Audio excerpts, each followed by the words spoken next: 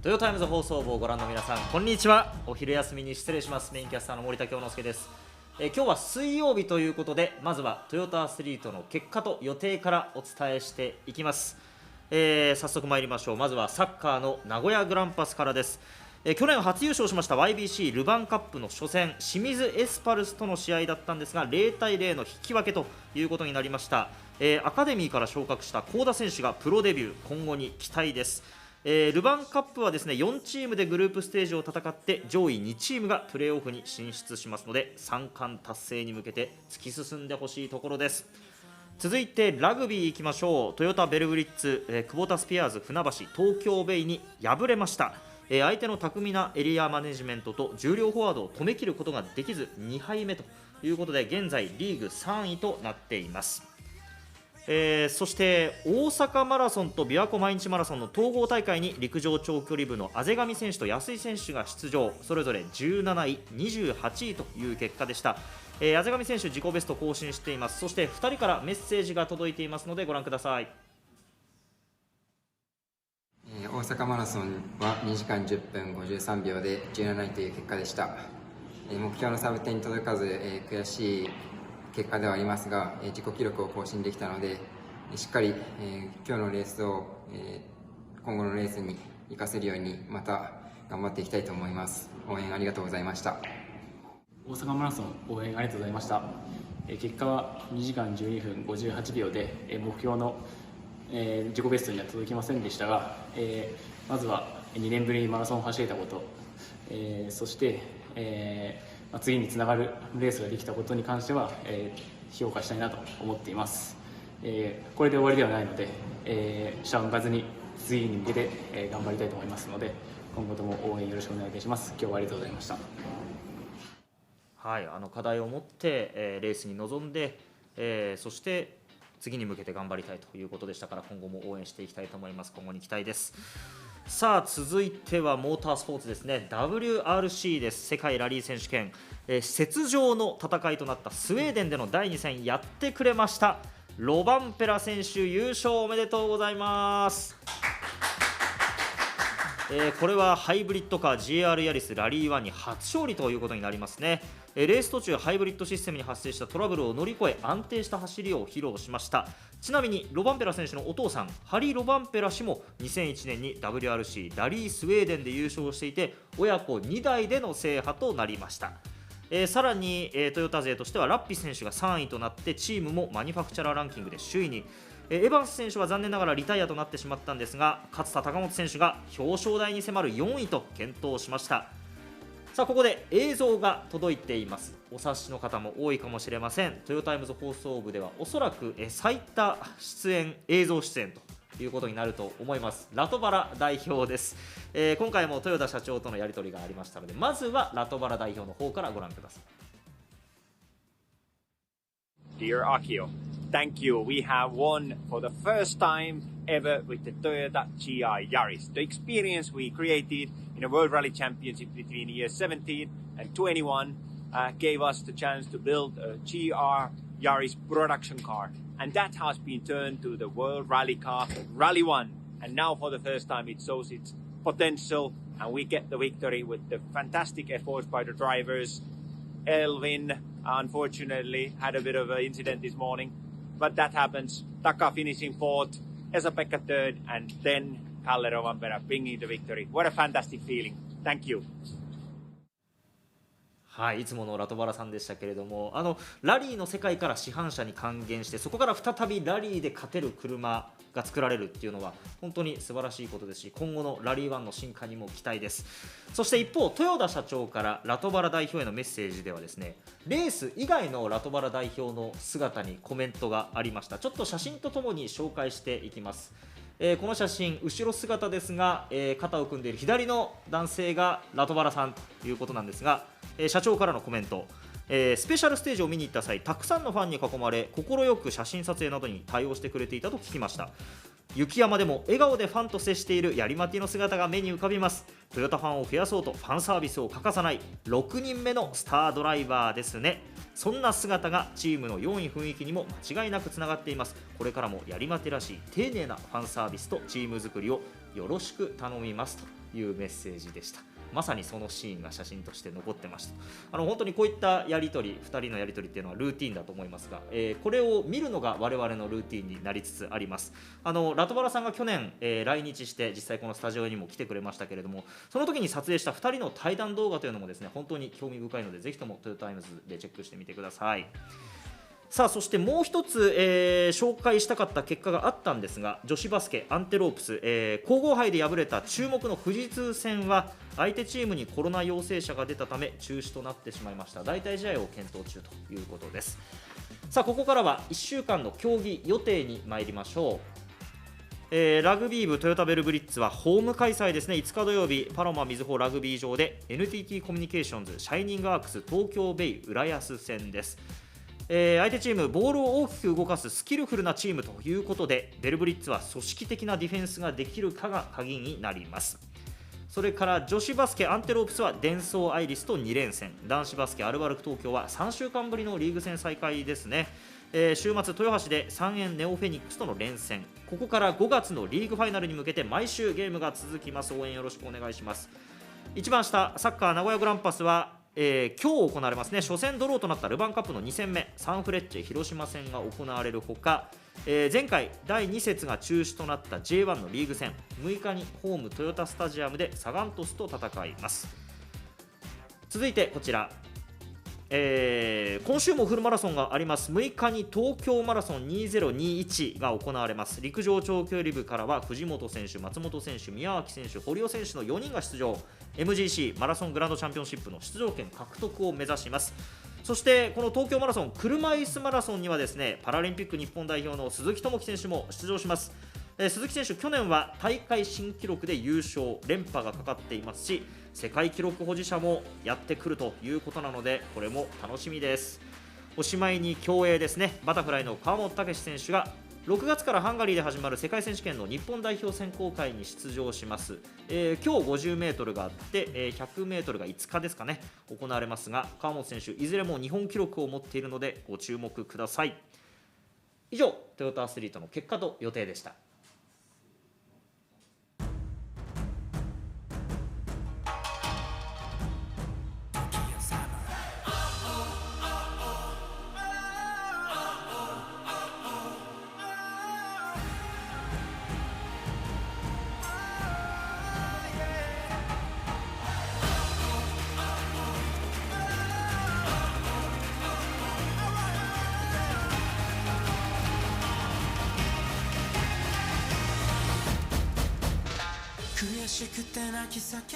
さあいよいよ北京2022冬季パラリンピックがあさって開幕します。パラリンピックモードにギアを入れていこうということで、ここからはトヨタが誇るパラリンピアンと一緒にお送りしていきます。佐藤圭太さんです。よろしくお願いします。半年ぶりですね。半年経ちましたか、どうでしたこの半年。いや、いろいろあったんですけど、僕も順調に練習できていて、はい、次に向けて頑張っていってますね。充実したのが表情にも出てますけれども、そんな佐藤さん紹介しましょう。佐藤さん、トヨタ自動車生産支援部所属、リオパラリンピック 4×100m リレー T42 から47のクラス銅メダリストです。さて佐藤さん、今回は夏とは違って冬ですと、はい、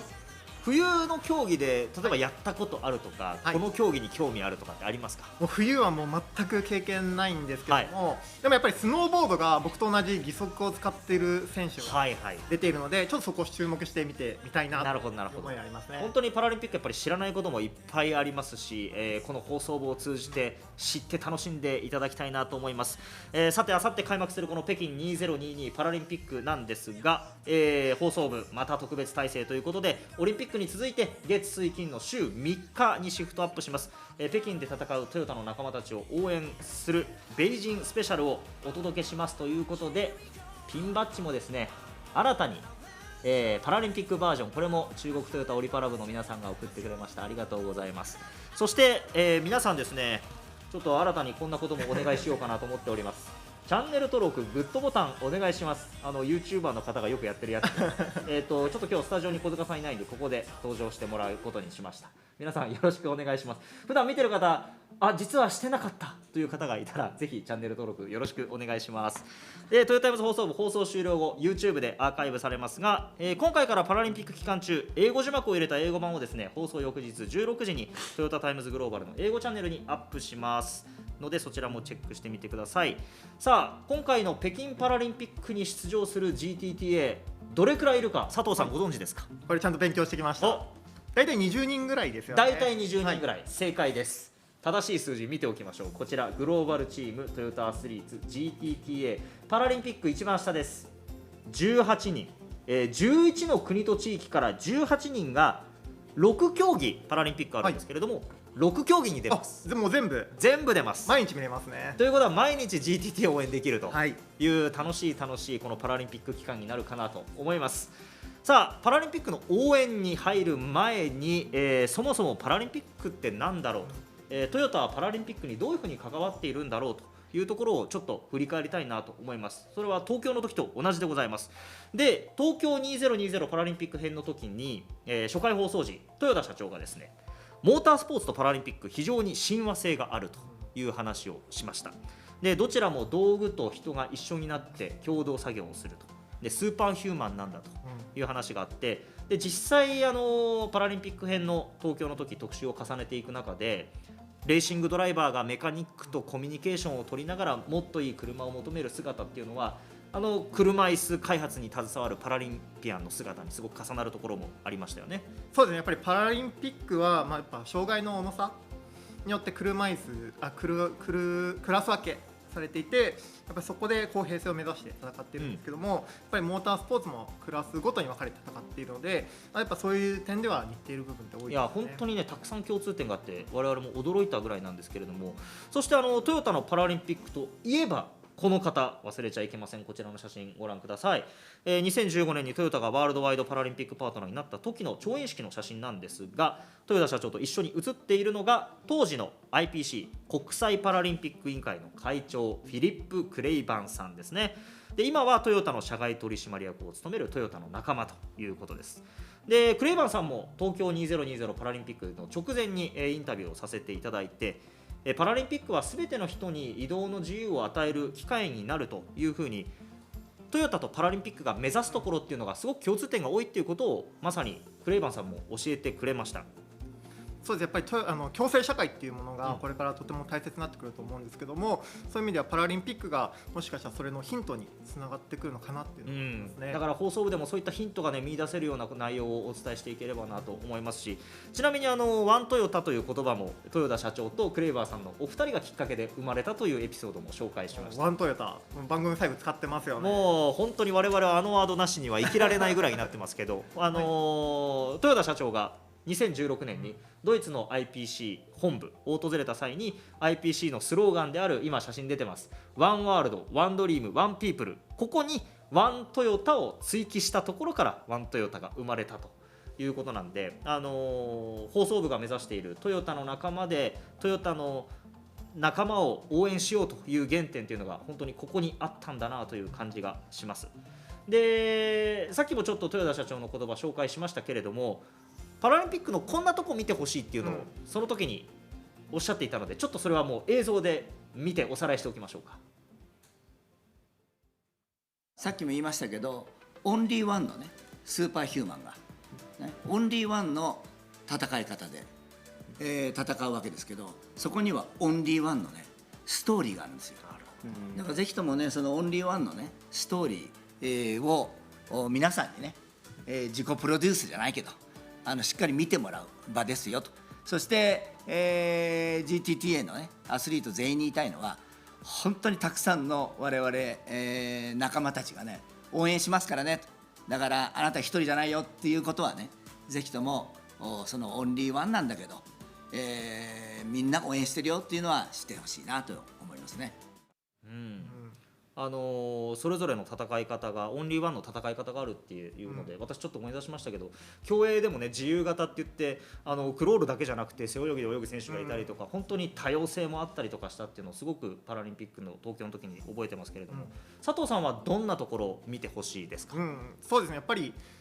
各選手の競技素晴らしい競技力はもちろんなんですけども、やっぱり競技に行くまでの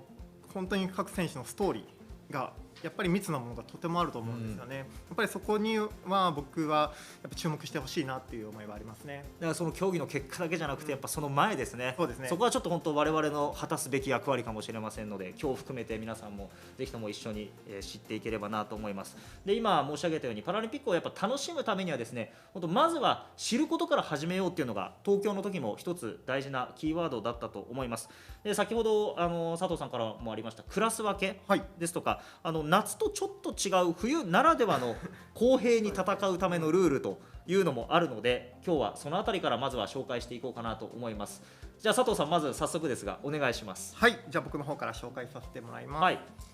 今日はですね、パラリンピックのアルペンスキーで、カテゴリーとクラス分けを、説明していけたらなと思います。はい。パラアルペンスキーですね、はい、は障害ごとに、立位、座位、そして視覚障害の3つのカテゴリーに分かれています。はい。視覚障害のカテゴリーの選手は、前方にですね滑る、ガイドの音声によるサポートを受けて、競技を行っているんですね。確かになんか腰のあたりからこう音声が出てて、それを聞いて後ろの選手が滑っていくってことですね。そうですね。はい。ちなみにですね、パラ競技はですねメダルの数にも、注目していただきたいと思います。パラアルペンスキーではですねカテゴリーごとにメダルがあるんですけども、3カテゴリーで5種目あるんですね。なのでパラアルペンスキーは、男女合わせてなんと金メダルが30個。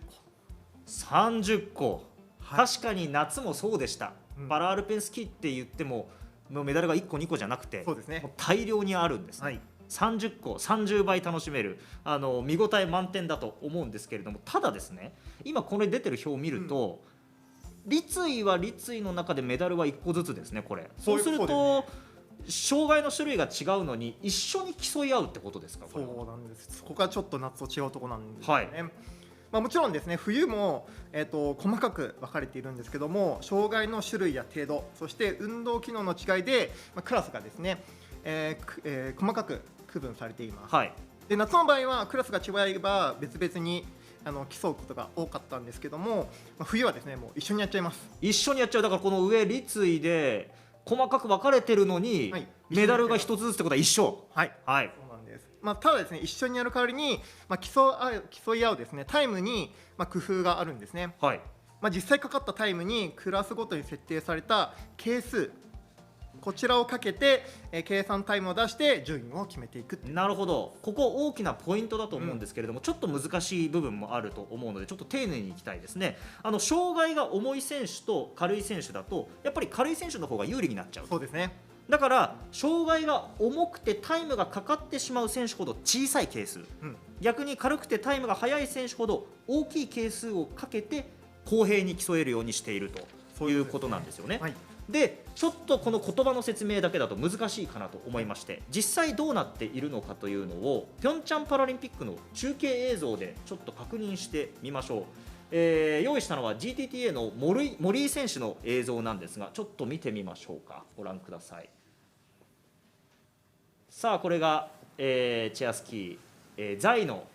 森井選手の滑り。まずちょっと滑り自体がすごくてそっちに目がいってしまいますとんでもないスピードで、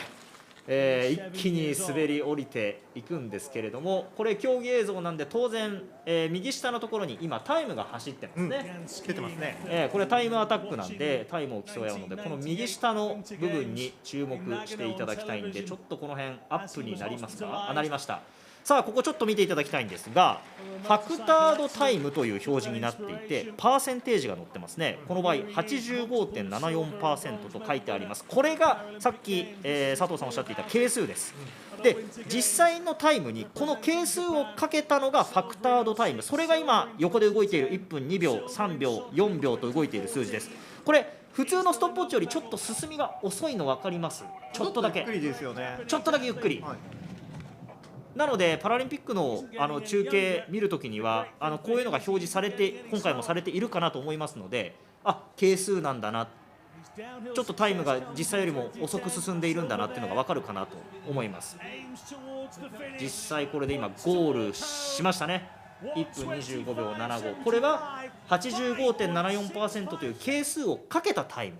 計算タイムということでした。分かりやすいですね。はい、ちなみに森井選手のライバルアメリカのアンドリュー・クルカ選手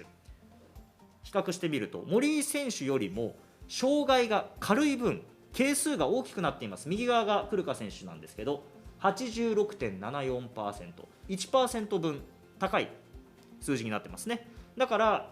クルカ選手の方が障害が軽い分ちょっとタイムとしては大変なことになっているよと、で中継の時はこのファクタードタイムという計算済みのタイムが表示されるんで、見てる方もある意味分かりやすいっていうことかなとそうですよね。もう思います。本当一人一人、時計がタイム出ているので、はい、ゴールした瞬間にちゃんともうそのタイムで勝敗が分かる、そういうことですね。ちょっと係数っていうとなんかどっちが計算したりとかなんかいろいろあるかなと思ったんですけど、本当タイムではっきり分かるってことで分かりやすいですね。いや本当にそうなんです。だからゴールした瞬間に選手もガッツポーズするし、がっくりもするし、そうですねっていうことだと思います。本当にちょっとこういったあたりも参考にしながらパラリンピック中継ご覧になっていただきたいなと思います。さあそれでは今日の特集にではここから参りましょうか。今日の特集はこちらでございます。パラリンピック歴20年悲願の金へ、森井大輝と開発支援チームの夢。さあ今日はパラリンピック開幕前ということで、パラリンピック歴20年、トヨタといえばこの人とも言えるパラアルペンスキーの森井大輝選手の夢、そして社長が言ってましたパラの魅力の一つである道具と人の共同作業、開発支援チームのこのストーリーに迫っていきたいなと思います。ここにも絶対オンリーワンのストーリーがあるはずだろうということでございます。で先ほど紹介したように GTTA は森井選手とアメリカのアンドリュー・クルカ選手2人いますので、この2人の関係にも注目していきたいと思います。まず佐藤さん、パラアルペンスキーという競技なんですが、はい、ちょっとさっきカテゴリーなどは紹介しましたけれども、どんなイメージあります？いやもうぶっ飛んでるイメージですね。ぶっ飛んでるイメージ。もうスピードがもう、僕自身もやっぱ走るので、スピードというものが出てくるんですけど、もうそれとは比較にならないぐらいもうとんでもないスピードでやってるイメージですね。さっきの映像を見てもやばい感じありましたよね。やばかったですね。はい、でパラアルペンスキーというのは冬の花形競技と言われてまして、パラリンピックでの種目というのもオリンピックと同じで5種目ありますので、ちょっとこれで一覧で紹介していきましょう。左から、滑降ダウンヒル、スーパー大回転、それから大回転、回転、それからスーパー大回転と回転を合わせたスーパー複合、この5つです。これを実施します。佐藤さんどうですか、違いって分かります？これ描く弧がの大きさが違うってことですよね。はい、ちょっとね、そうなんですよ。この回転という言葉がちょっと混乱しやすいのかなと思うんですけれども、大回転というのはたくさん回転して何度も弧を描くんじゃなくて、大きく回転して大きい弧を描くっていうことなんですね。だから一番右の普通の回転っていう方は何度も細かくターンをしてますと。一方で左から2番目のスーパー大回転、こちらはターンが少なくてよりスピードが出るというような感じかなと思います。で GTTA のお二人というのは、チェアスキーと呼ばれる、用具を使用して行う在カテゴリーの選手なんですが、さっき映像を見てましたけど、とんでもないスピード、あれ何キロぐらい出てるかというと時速100キロを超える速度で滑り降りるというもう本当にスピード感あふれる競技だということなので、本当に見ても迫力も含めて楽しめるかなと思いますが、じゃあここからはそれぞれの選手をですね紹介していきましょう。佐藤さんお願いします。はい、まずは、アメリカのアンドリュー・クレカ選手です。はい、ピョンチャンではダウンヒルで金メダル、そしてスーパー大回転で銀メダルを獲得しています。アラスカ出身の選手で冬のパラリンピックでメダルを獲得した最初の選手ですね。なるほど。さあそのクルカ選手なんですが、アルペンスキーを始めた時について教えてくれました。そのインタビューご覧ください。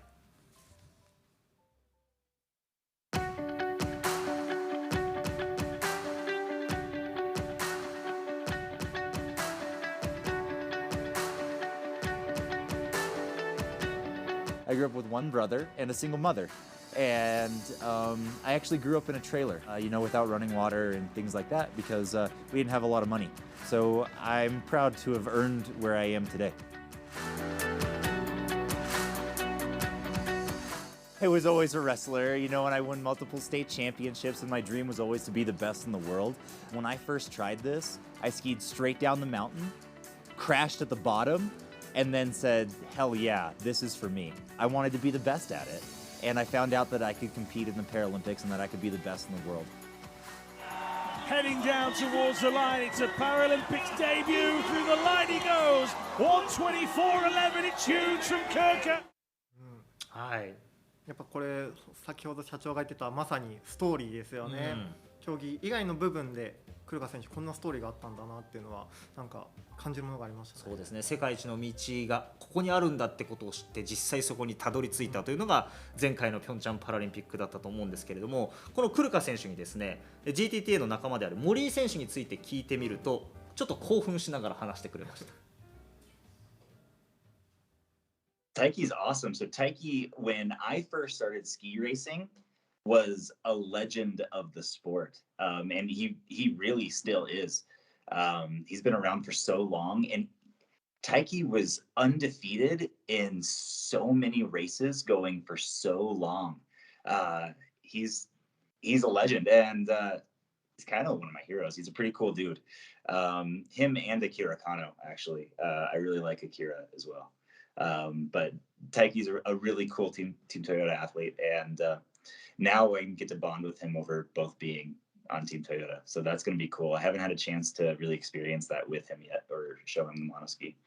So that's something I look forward to. はい。いかがですか佐藤さん。いやレジェンドでありヒーローでありでライバルでありで今仲間であり本当2人の関係性がとても深いものがあるなって感じますね。でこの2人がだってこの後直接また戦うわけですから、はい、もう楽しみですよね正直、はいはい、で今ねまさにクルカ選手からレジェンドという言葉がありました。で今日の特集タイトルなんですけれども森井選手はパラリンピック歴20年ということで、もう完全にそれはもう誰がどう見てもレジェンドなんですがちょっと森井選手のパラリンピック歴というのをちょっと見てみましょうか。そうですね、これが森井選手のプロフィールですけれども、森井選手、2002年のソルトレークで初出場しまして以降トリノ、バンクーバー、ソチ、ピョンチャンと出場を重ねて今回がなんと6大会目、今まで合計でメダルは銀が4つ、銅が1つということで5個のメダルを獲得していますと。いやすごいんですけれども数々の実績を残してきた森井選手、唯一足りないのが佐藤さん。いやこれはもう金メダルですよね。そうなんです。ということで森井選手にとっては悲願ともいえる金メダルへの戦いが今回の北京パラリンピックになるわけなんです。佐藤さんどうですか、この20年なのか6大会目なのかもう何でもいいんですけどどういうふうに感じますアスリートとしては。6回も出てるっていうともうすごいんですけども、でもやっぱ本当それだけ今回金メダル取ってほしいなっていう思いはもう本当に応援したいなっていう、そうですよね。だから20年間本当世界トップレベルであり続けて、ただまだ届いていないそのトップのトップっていうところ、はい、ここに対する思いも相当なんじゃないかなと勝手に想像してしまうんですが、直接森選手にも話を聞いていますので、ここからは森選手のインタビューとともにお届けしていきます。その森選手、まずはですねクルカ選手との対決について語ってくれました。前回僕が2番で彼がダウンヒル1番なので、なんとかそれをこう巻き返せるとか勝てるように頑張りたいなと思ってます。表彰台の真ん中一番高いところしか狙っていないです。すごく見応えがあると思います。いや見応えがあるっていうのちょっと楽しみですよね。最後の見応えあると思います、って言った後にちょっとニヤッと笑った感じがねこれ相当見応えあるんだと思うんですよ多分。ちょっと金メダル見たいですよね。本人たちが言うんだからもう間違いないと思います。本当に20年目6大会目での金メダルの瞬間というのも見たいですし、クルカ選手がとのこの戦いっていうのも本当に注目です。でこれ今最後の合宿を行っている最中にインタビューをさせてもらったんですが、今調子どうですかというふうに聞いたらですね、こんな答えが返ってきました。チェアスキーの場合と言った方がいいのかもしれないんですけれども、僕がよく思っているのが、スポーツの場合心技体っていうのをより高めていくことによってパフォーマンスが上がってくると思うんですけれども、それが僕の場合もう一つその要素があって、それが用具なんですね。でそこの用具の部分も今すごく調子が上がってきていて、そういった部分でも期待をしています。まずは、チェアスキーの心臓部であるサスペンションが、変更になりました。本当にチェアスキー専用で、僕専用のサスペンションを作っていただけたので、そういった部分では本当にすごいものができたのかなというふうに思っています。ハイスピードで滑った時になんですけれども、どうしてもその板がバタついてしまったりするんですね。そこをよりしなやかに動くようにっていうところと、あとはその大きな入力が入った時にしっかりそれを受け止めてくれるその減衰力っていうものを両立させて、どうしても減衰を硬くしてしまうと動き自体硬くなってしまったり、今までのサスペンをしてしまったんですけれども、それをしなやかに動きながらもしっかりとこう受け止めてくれる力強さも兼ね備えたサスペンションになっているのかなと思っています。はい、今最初に森井選手からあった心技体用具、この感覚はどうですか？もうめちゃめちゃわかります。やっぱそうなんだ。はい。やっぱそこの心技体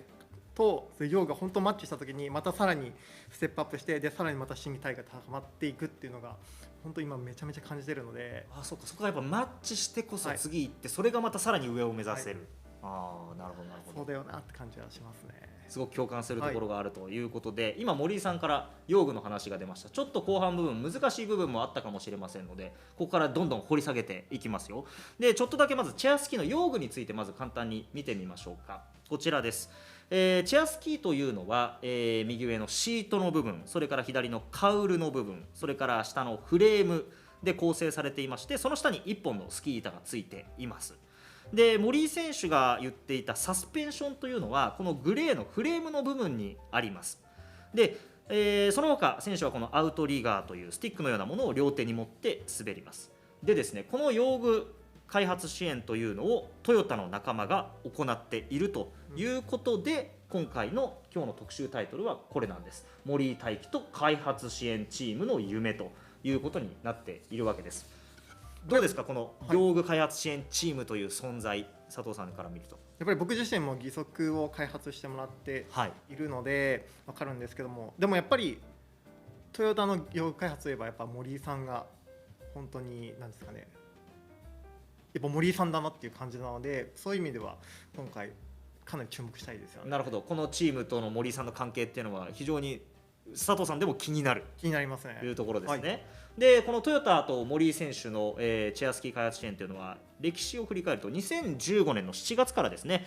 森井選手の金メダルへの強い思いとトヨタのエバーベターモビリティフォーオールという思いがシンクロしまして、ピョンチャン2018冬季パラリンピックに向けて始まったということなんです。で今回ですね、我々もこの開発支援チームに直接話を聞きに行ってきました。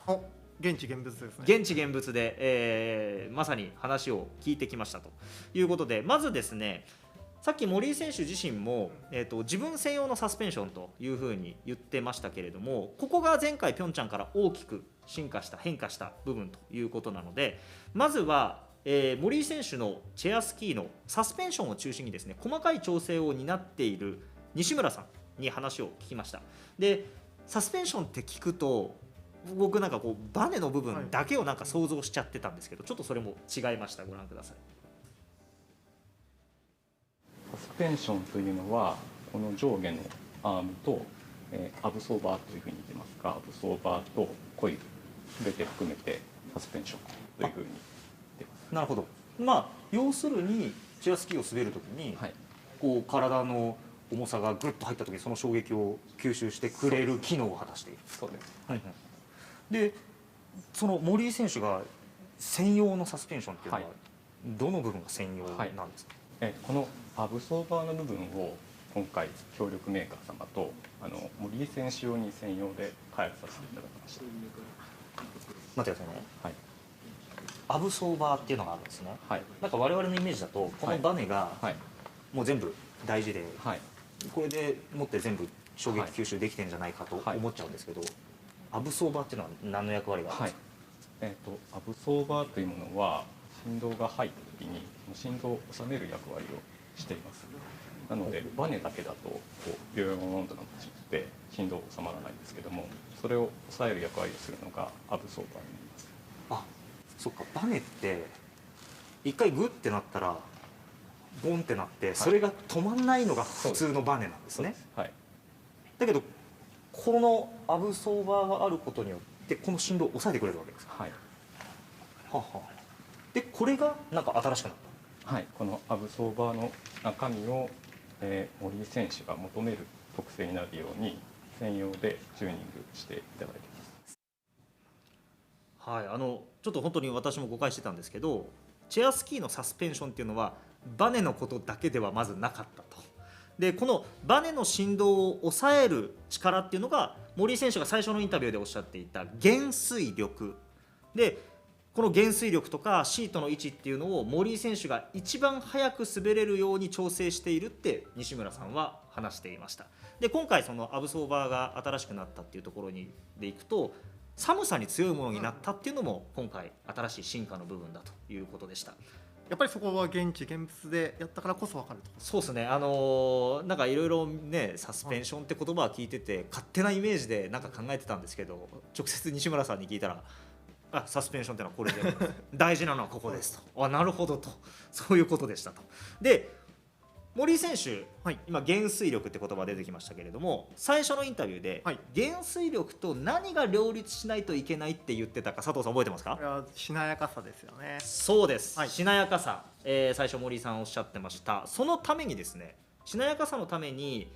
フレームの部分にどんな改善を施したのか、これについてはフレーム部分を担当した一柳さんが教えてくれました。選手からしなやかに滑りたいとか、もっとコンパクトに滑りたいっていう要望があったので、ここのベースプレートと呼んでいるここの部分、真ん中で前と後ろに2つに部品が分かれてます。でそうすると何がいいかっていうと、スキー板って全体でしなるので、ここを中心にですね、板も一緒にしなるという構造で、ピョンチャンの時はここは一枚板だったんですけど、分割することでその板のたわみをより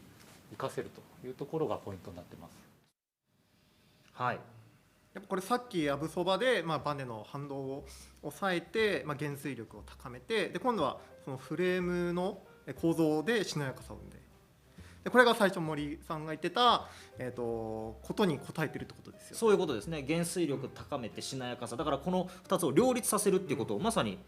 叶えた今回の進化ということだと思います。まさにこれがチーム森なんだなというふうに感じたんですけれども、さらにですね、カウルの部分を担当した三田さんが、森井選手とのコミュニケーションは普段やっている自分たちの業務にとっても大事なんだというふうに話してました。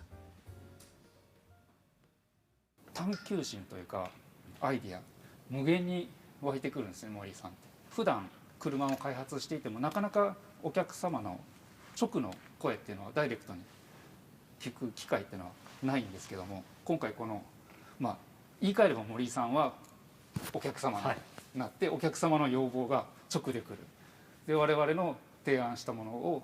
また直で試してまた直で来るっていう、これがすごい車を開発する上でも、実際には聞こえてこなくても自分がやってることっていうのは、その車を買ってくださるお客様の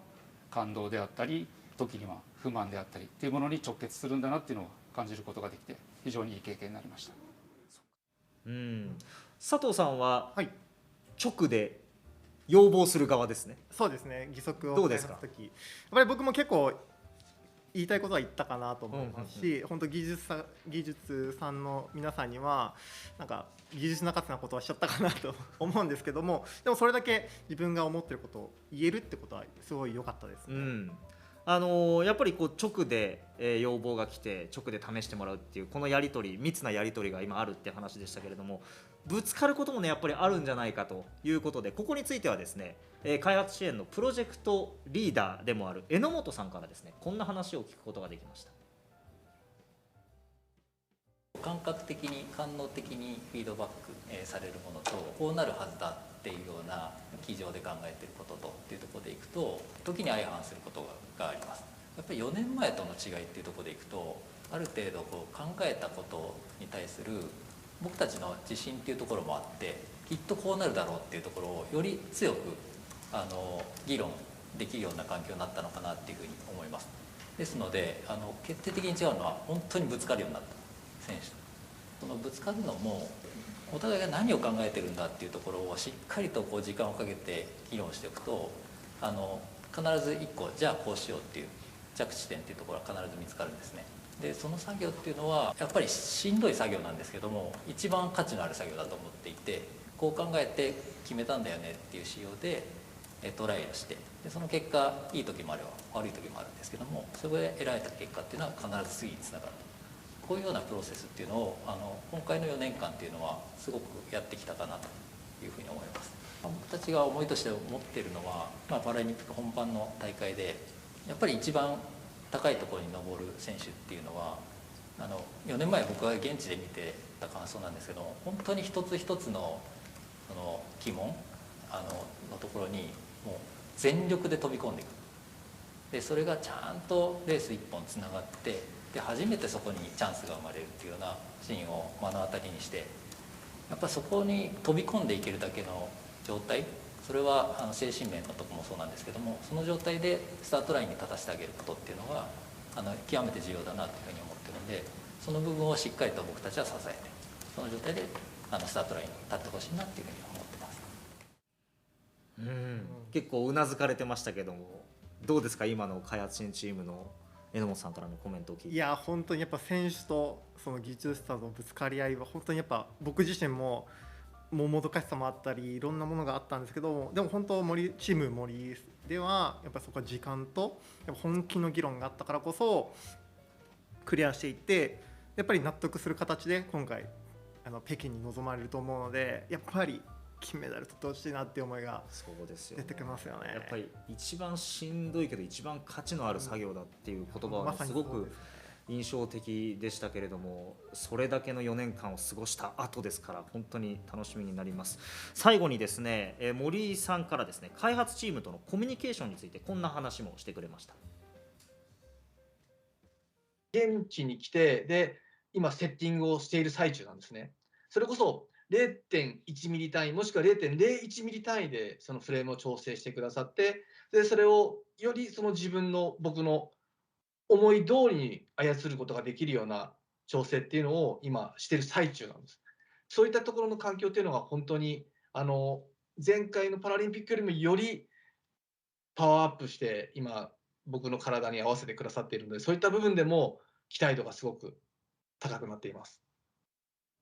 今日いろんな開発支援チームのメンバーと森井さんからの話紹介しましたけれども、それぞれ別に話を私聞いたんですけど、なんかその選手と開発支援チームが言ってることが見事になんかこう一致しているなっていうのをすごく感じたんですよね。で気がついた方も多いかと思うんですけれども、今日出てきたトヨタの開発支援チームというのは皆さん違う部署のメンバーなんですよね。だからいろんな部署の方が、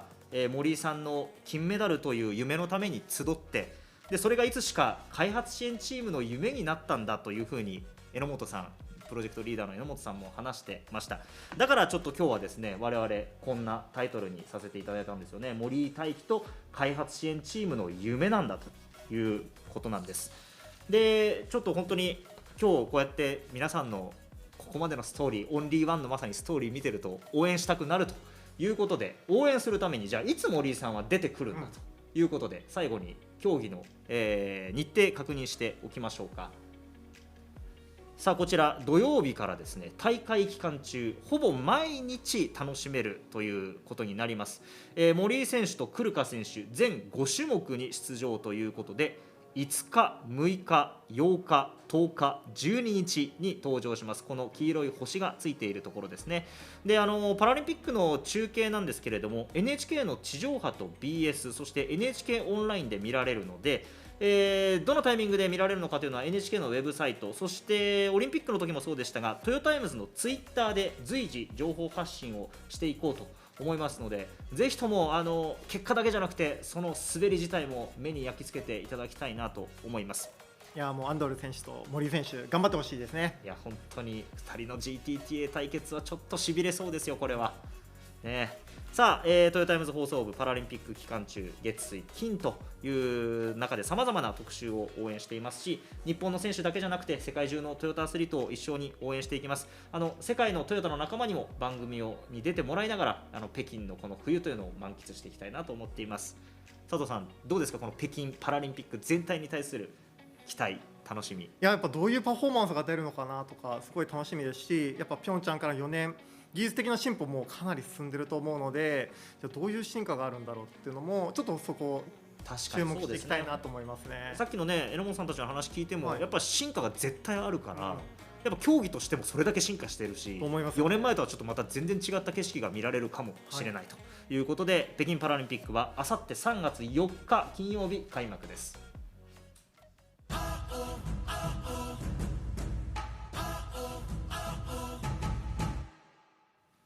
さあということで今日は内容盛りだくさんでお送りしてきましたけれども、今日もたくさんのコメントをいただきました。なんかチャット欄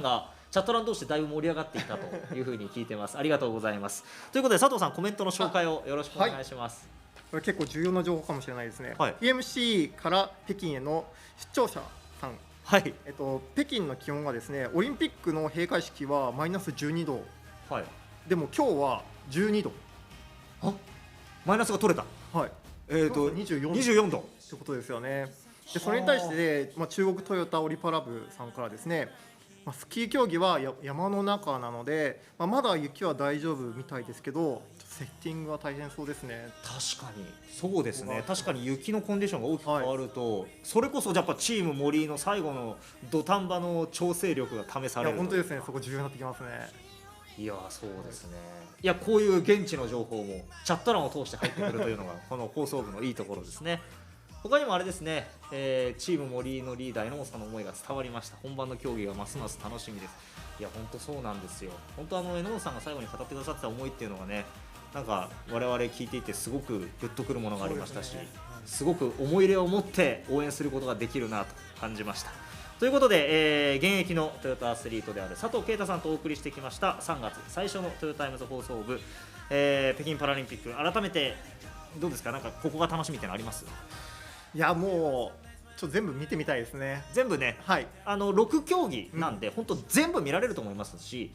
スケジュール毎日あっても毎日誰かしら出てるんで絶対見てくださいということで、トヨタイムズ放送部次回の特集予定もちょっと紹介しておきましょうか。次回はあさって金曜日になりますが、こちらです。車椅子カーリングは上から目線、パラアイスホッケーは下から目線、冬のチームパラスポーツ特集ということで、車椅子カーリングとパラアイスホッケーに焦点を当てます。で上から目線ってどういうことどちらもねオリンピックに同じ競技がありますけれども、でもね目線が違うんですよ。目線が違う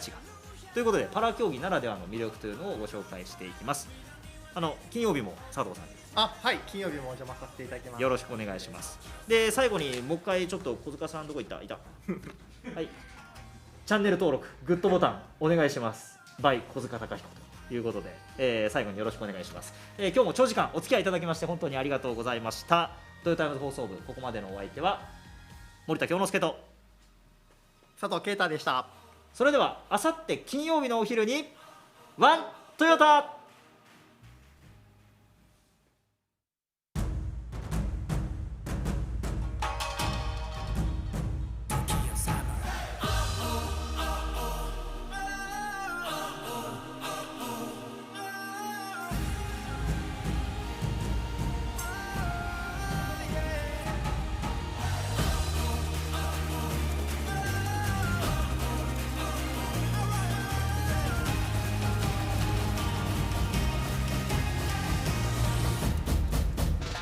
悔しくて泣き叫んだ日、誰にも甘えられない日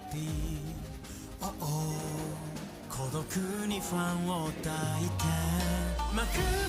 上がり、さあ始まるこのストーリー、刻みたいなもうヒストリー、狙うのはてっぺんのヒーローヒロイン、 We all teammates, We gonna make it shine,飛び込むんだスポットライト、さ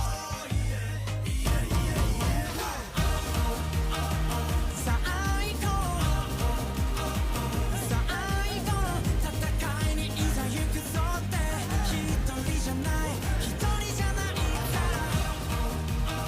ハレルヤ、あっぱれ